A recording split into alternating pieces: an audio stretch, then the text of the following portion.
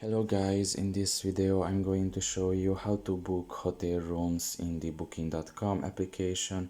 The first thing you need to do is enter the app. Once you are done with that and you are in the home page, you can see that right now we are in the stay section, and you can just press on the first search bar here and enter the name of the city where you want to reserve a hotel room or hotel rooms. After that you can just select the dates, basically between which dates you want to stay there. Press select dates, and after that you can just select the amount of persons that are going to come with you and the amount of rooms that you need. Press apply and press search afterwards. Now you can see here the results, and you can just press on one of these. You can see all the details, you can see the price and everything, the location, and if you want it you can just press on select rooms,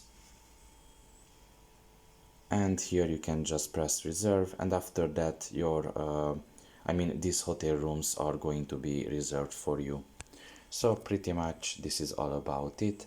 I hope this video was helpful to you. Thank you for listening and see you next time. Bye bye.